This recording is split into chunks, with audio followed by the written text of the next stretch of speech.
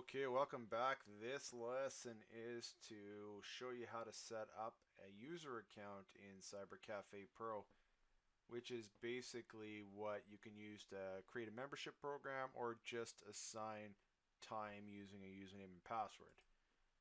So we have to start by logging into CyberCafePro using a admin account or an account with the appropriate permissions. So what we want to do is go under accounts. In the previous lessons, we've already set up our pricing structure, so we don't have to worry about that. Now under the account, you want to go create, and this will create you a new account. Now you can start by adding as much time as you want. You can also remove time if you need to, but that would be an existing account.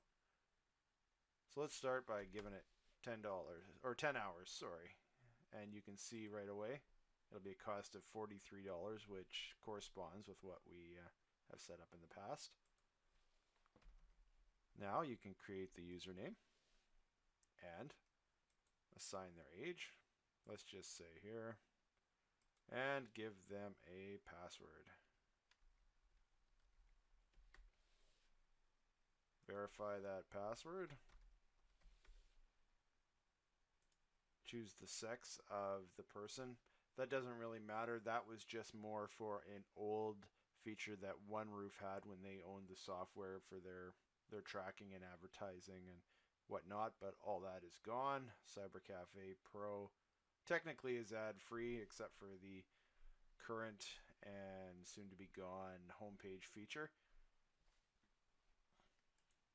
And here you can add a email address for your purposes, and so you can communicate with your customers. There is no way through CyberCafePro to communicate with your customers, but that's up to you. You can extract that and add it to mailing lists with the people's permission, or that part is up to you. Then you can get the other information from them, and also if you want, and a lot of places do require this, you can use your camera to take a picture or use a picture that you have on file. Most likely use your camera to take a picture of the person. Then you can go down here to the advanced options. So what this does is this shows that under number 5, this count is enabled.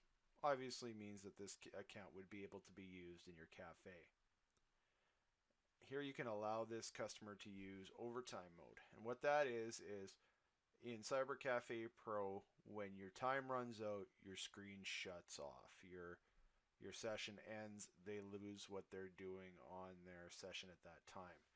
So what this will do is this will allow them to close down what they're doing, save their work, and go into what's called overtime mode, and the system will actually keep track of how much they are in the negative. Now, they will be shut down if they try to launch another program or whatever, but at that point that would be their issue. You will see a notification on your server at that point too, telling them that they need more time and you can get more money from them and they can continue on. Here you can also choose what permissions they will have. Usually it's on full internet access. There's no need to change anything in here. And this here is a completely different animal that we'll get into down the road on how you can actually set up groups for different people with different kinds of codes and different kinds of user accounts to be able to use different kinds of computer groups if you charge different prices. But for a basic setting, we're not going to touch that. Here, if you want to allow this code to only be used during certain times, by default, this is disabled because that's a little more of an advanced setup, but it's there if you do need it. Now the next most important part is part 6 here.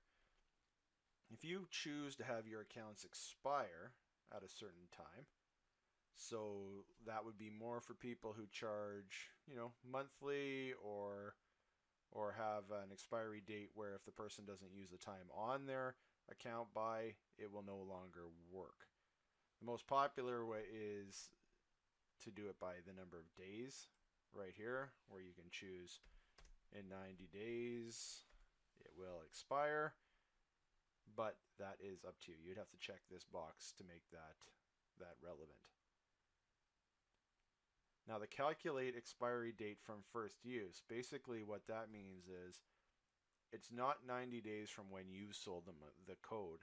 It's 90 days from when they first used the username. It's 90 days from when they first typed in their username and password and activated the code. So usually that's on the same day, but if you want to create things in advance, then you can do that. And when they sit down for the first time and physically type in their username and password, that is when you will see their code start to expire in 90 days. That, again, is more of an advanced setup if you want to have the username expire.